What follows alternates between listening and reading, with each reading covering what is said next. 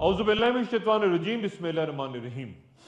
गुज़री नशिस्त में यह जिक्र हो चुका कि हज़रत ईसा अलैहिस्सलाम दमिश्क की जामिया मस्जिद उम्वी के सफ़ेद मीनार पे तब दोबारा तशरीफ लाएंगे जब फजर की नमाज का वक्त होगा और हज़रत इमाम मेहदी की दरख्वास्त के बावजूद इमामत से इनकार कर देंगे। नज़ूल ईसा अलैहिस्सलाम यहूदियों के उस नजरिए की तरदीद होगा कि उन्होंने हज़रत ईसा अलैहिस्सलाम को कत्ल कर दिया था और इमामत से इनकार के बारे में हजरत अल्लामा जोजी रहमतुल्लाह अलैह वज़ाहत फरमाते हैं कि अगर ईसा अलैहिस्सलाम आगे बढ़कर इमामत करें तो दिलों में ये शुबा पैदा हो सकता है कि वो दोबारा पैगंबर की हैसियत से तशरीफ लाएंगे या नई शरीयत के साथ सामने आएंगे। इसलिए उनकी इमाम मेहदी के पीछे मुक्तदी की हैसियत से नमाज पढ़ना जरूरी है, क्योंकि रसूल अल्लाह सल्लल्लाहु अलैहि वसल्लम फरमा चुके हैं कि उनके बाद कोई नबी नहीं आएगा और कहीं यह हकीकत शको शुबह के गुबार से आलूदा ना हो जाए। ईसा अलैहिस्सलाम की रसूल अल्लाह सल्लल्लाहु अलैहि वसल्लम से शब मिराज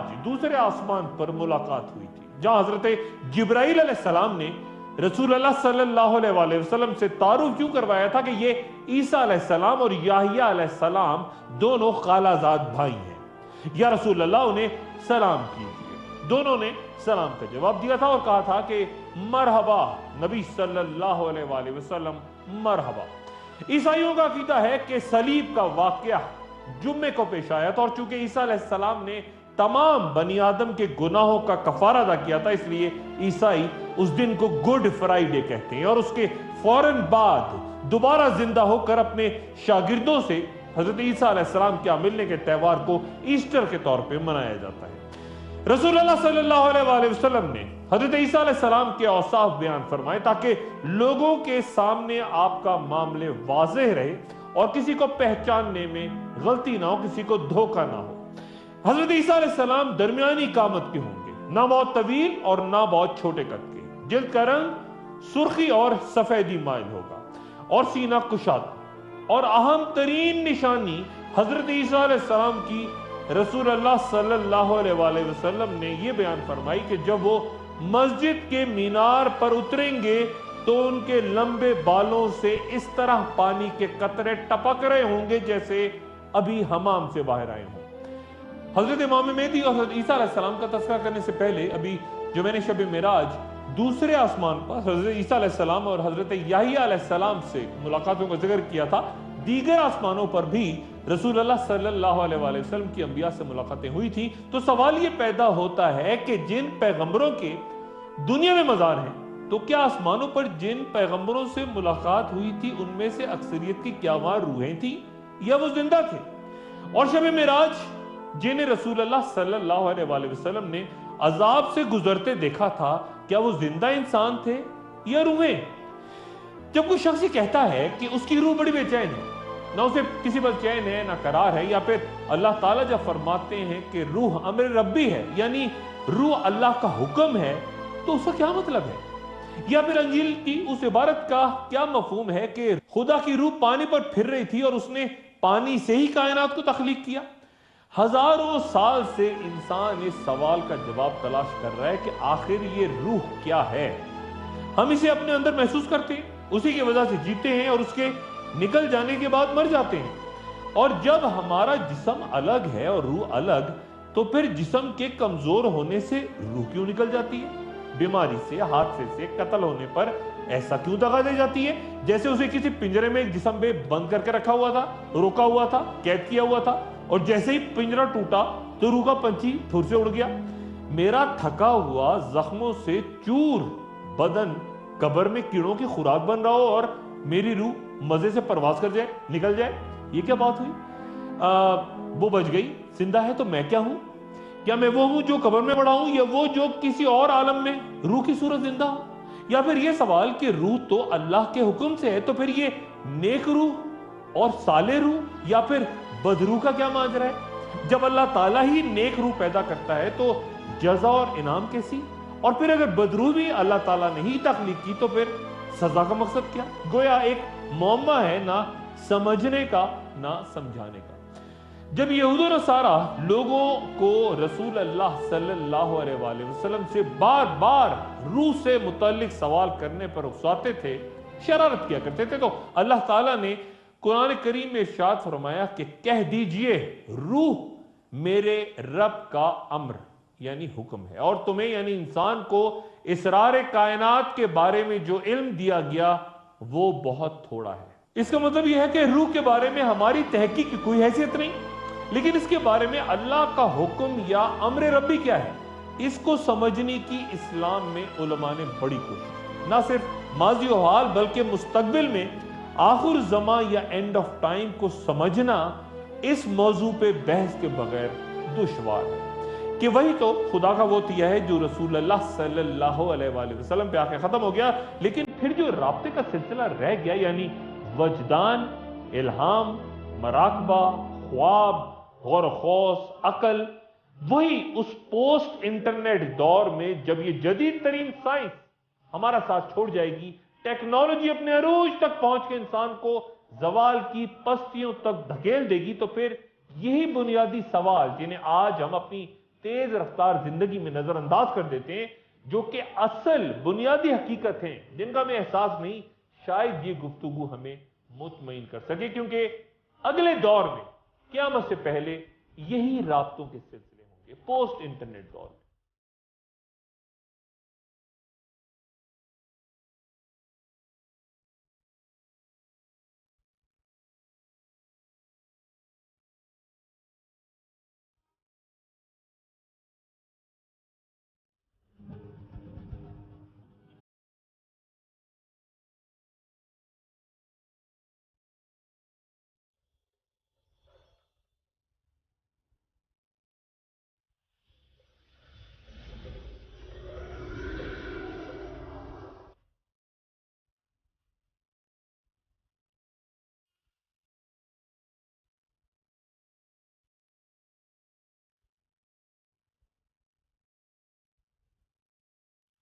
इस मौजू में तहकीक के दौरान मैंने इमाम गजाली रहमतुल्लाह अलैह के अहयाए उलूम से रजू किया, लेकिन उनकी दलील यह है कि ये उन भेदों में से है जिनको जाहिर करना जायज नहीं, लेकिन किताब के इख्तिताम में वो मौत एक अलग बाब के तौर पर तहरीर करते हैं और कब्र के उन्वान में कहते हैं कि शायद तुम्हारे जहन में आए कि हमने कई काफिरों की कब्रें खुली देखी हैं, हमें तो सांप बिच्छू या कोई अजाब होता नजर नहीं आया, कैसे अजाब कब्र में यकीन करें।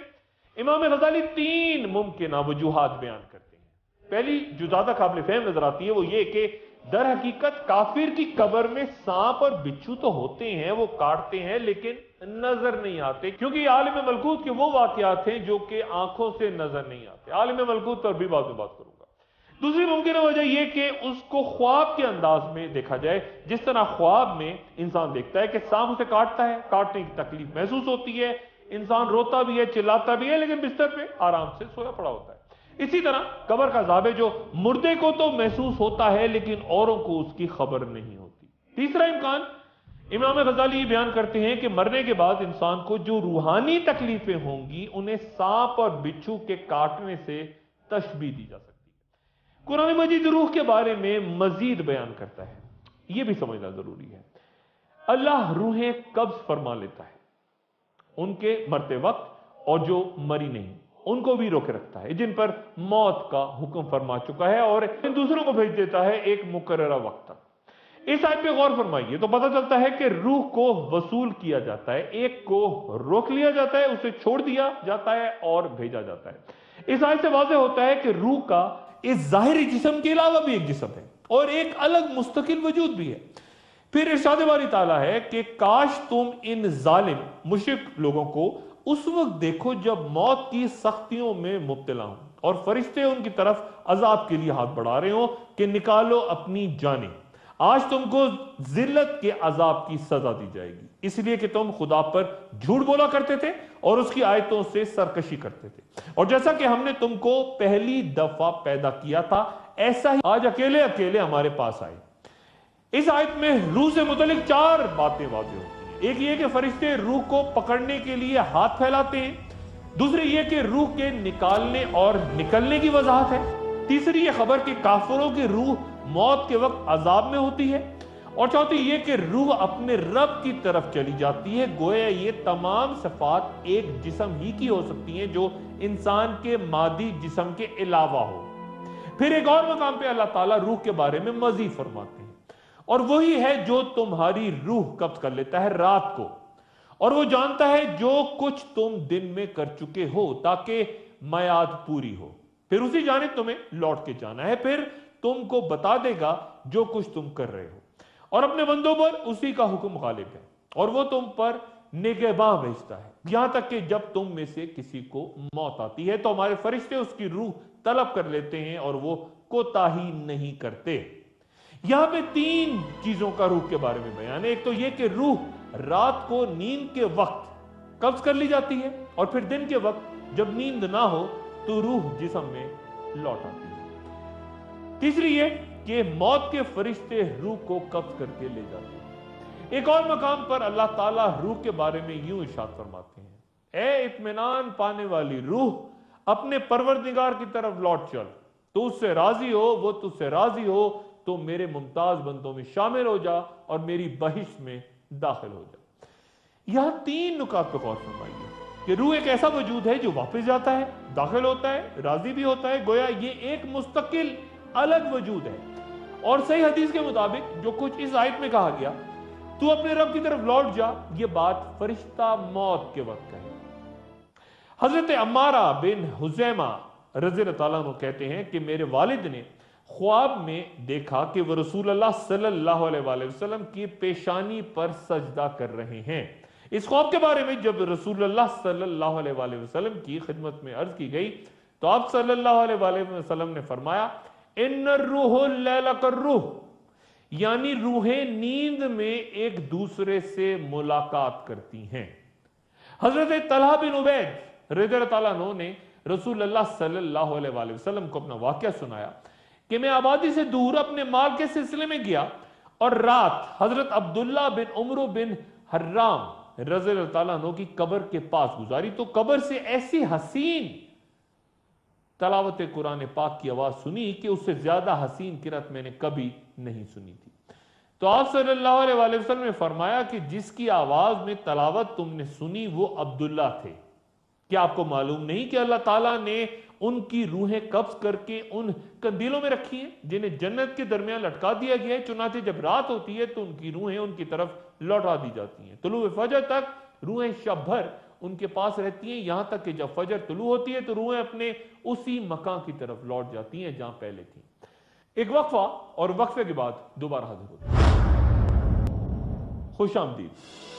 अहम तरीन बहस जो उलमा में रही वो ये कि क्या हमारे जिस्म की तरह रूह भी फानी है। जिस्म तो मर के दफन हो जाता है, लेकिन रूह जिस्म से निकल के परवाज कर जाती है। तो क्या रूह हमेशा जिंदा रहती है या वो भी कभी जिस्म की तरह मर जाती है। और ये बात भी कि क्या जिस्म पहले पैदा हुआ और फिर उसमें रूह डाली गई या रूह पहले से मौजूद थी जिसे जिस्म में फूंक दिया गया।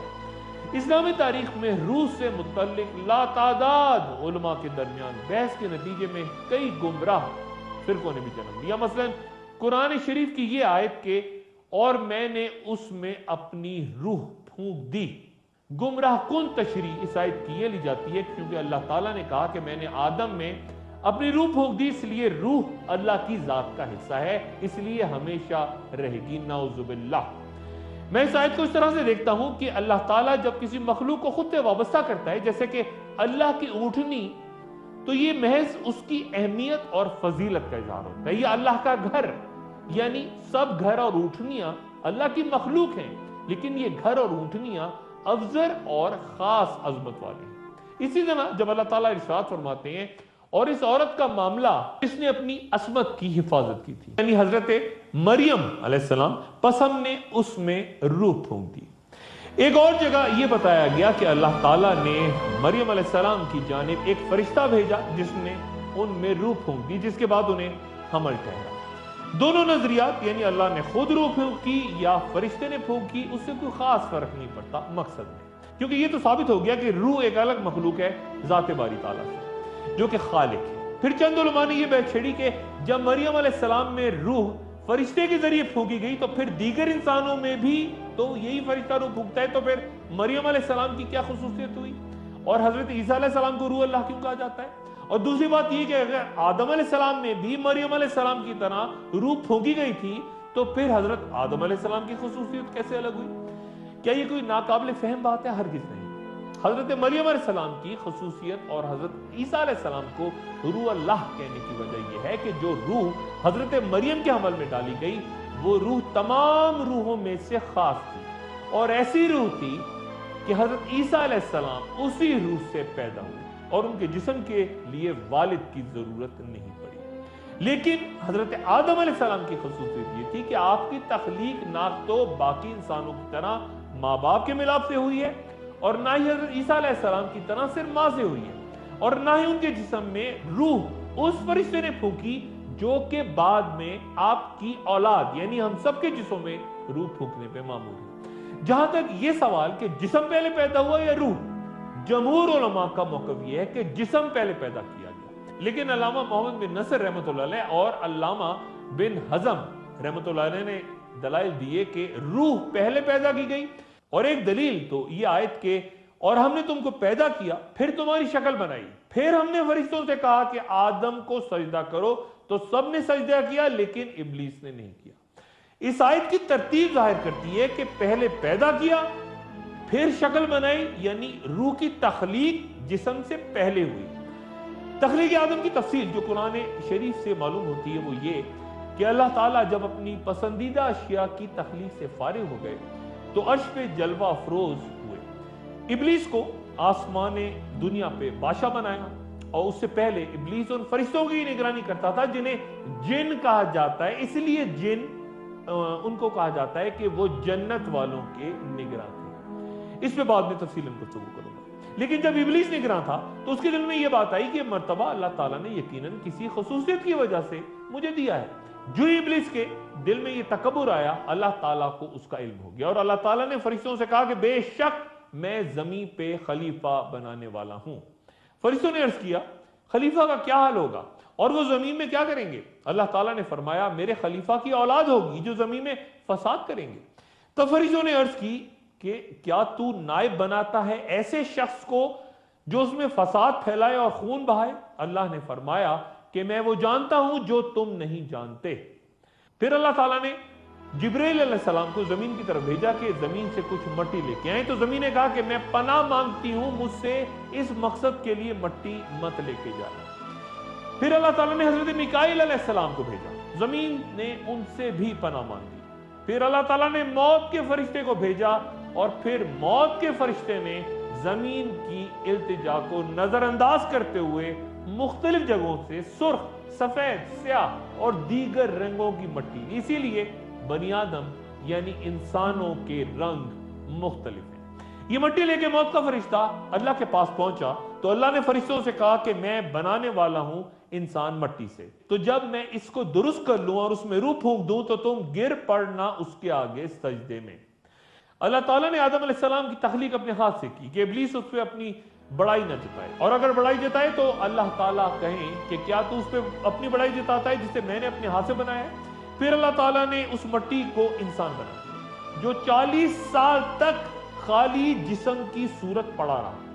फरिश्ते उस खाली जिस्म के पास से गुजरते तो घबरा जाते, जबकि इब्लीस उस खाली जिस्म को जब ठोकने लगा था तो उसमें से अजब तरह की आवाज आती। ये कुरान शरीफ में यूं कहा गया कि पैदा किया इंसान को बजती हुई मट्टी से जो ठेकरी जैसी थी। फिर जो 40 साल बाद अल्लाह ताला ने उस जिस्म में रूह पैदा करने का इरादा फरमाया तो फरिश्तों से कहा कि जब मैं उसमें रूह फूंकूं तो तुम उसको सजदा करो। जब रूह दाखिल हुई तो जिस्म ने छींक मारी, जिस पर फरिश्तों ने उससे कहा कि कहो अल्हम्दुलिल्लाह, और फिर पहले इंसान ने अपने पहले अल्फाज यानी अल्हम्दुलिल्लाह कहे, जिस पर अल्लाह ताला ने उससे कहा यरहमक रब्बक, तेरा रब तुझ पे रहम करे। जब रूह पेट में पहुंची तो खाने की तलब हुई। पांव में रूह के पहुंचने से पहले ही हजरत आदम अलैहिस्सलाम जन्नत के फलों की तरफ तेजी से बढ़ने लगे, और इस मरहले पे अल्लाह ताला का इरशाद मुबारक है खलकल इंसान मिन अजल, यानी बनाए इंसान जल्दी के लिए। हजरत आदम अलैहिस्सलाम की तख्लीक की तफसील से यही मालूम होता है कि रूह जिस्म के बाद तख्लीक हुई। अगर रूह पहले से मौजूद होती तो फरिश्तों को आदम के जिस्म की तख्लीक पे हैरत न होती और ना घबराहट होती, क्योंकि रूह के पहले से मौजूद होने से उन्हें यकीनन इल्म होता कि एक और मखलूक वजूद पजीर होने को है। जिसकी रूहियां रखी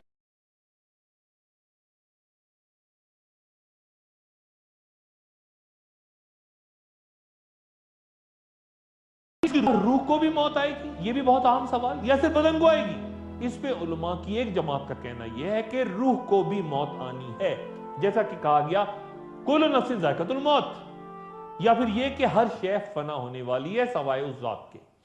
जबकि उलमा का दूसरा गिरोह यह कहता है कि रूह पर मौत तारी नहीं होगी, बल्कि सिर्फ बदन पे तारी होगी। और दलील वो ये देते हैं कि अगर रूह को भी मौत आ जाएगी तो फिर वो तमाम अहादीस जो रूह का जन्नत या जहन्नुम में होना या फिर नेमतों और अजाब में होने की बात करती हैं, उनकी वजाहत कैसे होगी?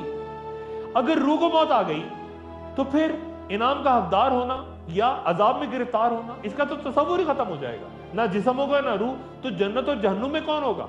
फिर एक और अहम तरीन आयत पे गौर फरमाइए, ए मोहम्मद सल्लल्लाहु अलैहि वसल्लम, जो अल्लाह की राह में मारे गए उनको मुर्दा ख्याल ना करना, बल्कि वो अपने रब के पास जिंदा हैं, उनको रोजी मिलती है, अल्लाह ने जो उनको अपने फजल से अनायत किया है उस पर बड़े मगन है, और जो उन लोगों के पीछे उनकी तरफ से खुशियां मनाते हैं और जो अभी उनमें शामिल नहीं हुए। ये आयात शहीदों के बारे में, जिनके बारे में कहा गया कि वो जिंदा हैं, उन्हें रिस्क दिया जाता है। यकीनन जिंदगी और रिस्क रूहों को ही दी जा रही है, जिस्म पर तो मौत आ चुकी है। किसी अगली नशिस्त में आलम बरज़ख और उस सही हदीस पर भी बात करूंगा जहां रसूलुल्लाह सल्लल्लाहु अलैहि वसल्लम ने फरमाया कि अंबिया के जिस्मों को जमीन नहीं खाती, और आप सल्लल्लाहु अलैहि वसल्लम की मुलाकात शब मिराज आसमानों पर अंबिया से हुई थी। तो फिर हम सिर्फ ये क्यों कहते हैं कि हजरत ईसा अलैहिस्सलाम को जिंदा आसमान पे उठाया गया? बाकी अंबिया भी तो थे। लेकिन दोबारा तज़किरा हजरत ईसा अलैहिस्सलाम के नुज़ूल के बाद इमाम मेहदी की इमामत में नमाज का।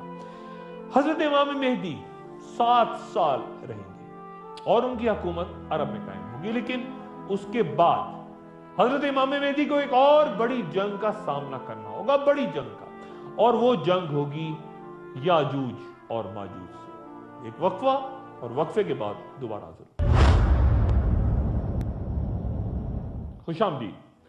तमाम आसमानी और इल्हामी किताबों में ही नहीं बल्कि दीगर मज़ाहिब में भी निशानदेही है कि खाना काबा पहली इंसानी तामीर है। हजरत इब्राहीम अलैहिस्सलाम की तामीर काबा पर तो मुकम्मल इत्तेफाक है, लेकिन उससे पहले बैतुल्लाह के बारे में मुख्तलिफ रवायत। मसलन बाज़ उलमा का कहना है कि अल्लाह ताला ने बैतुल्लाह का मकाम जमीन को पैदा करने से 2000 साल पहले ही मुतय्यन फरमा दिया था, और आसमानों और जमीनों की तख्लीक से पहले उसे पानी पे रख दिया गया था, जैसे पानी पे सफेद जहाज होती है।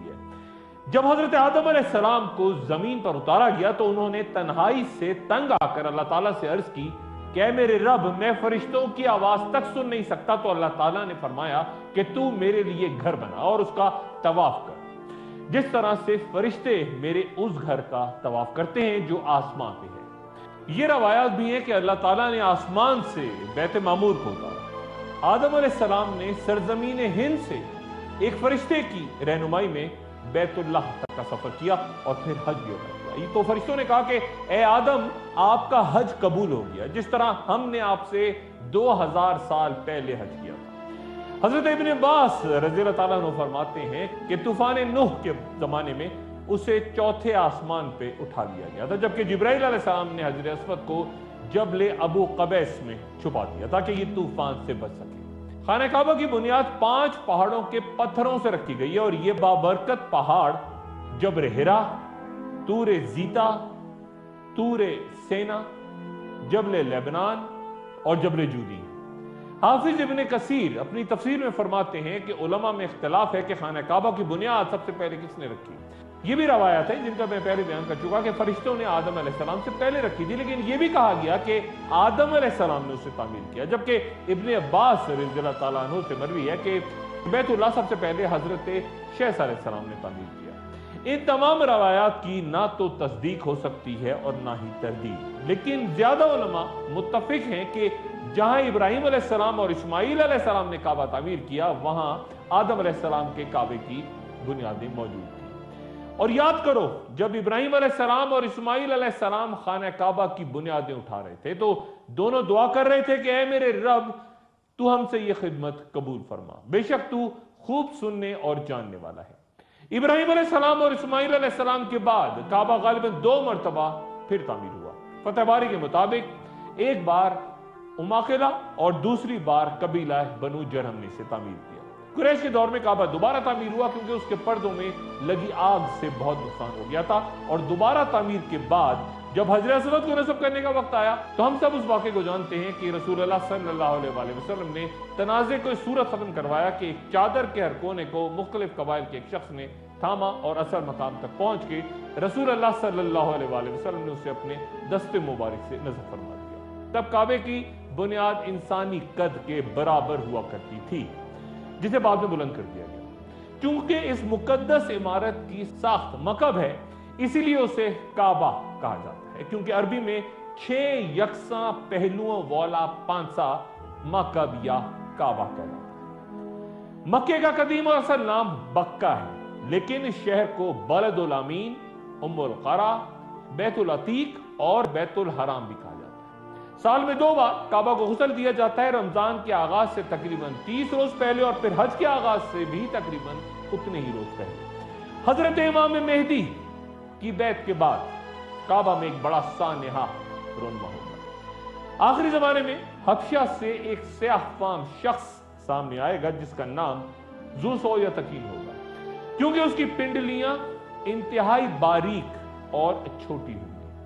वो काबा के एक एक पत्थर को गिरा देगा और उसका गिलाफ उतार के ले जाएगा। सैयदना अब्दुल्ला बिन अब्बास रज़ियल्लाहु ताला अन्हु से रवायत है कि रसूलुल्लाह सल्लल्लाहु अलैहि वसल्लम ने फरमाया, गोया मैं देख रहा हूं कि वो काला टेढ़ी चाल चलने वाला काबा के एक एक पत्थर को गिरा रहा है।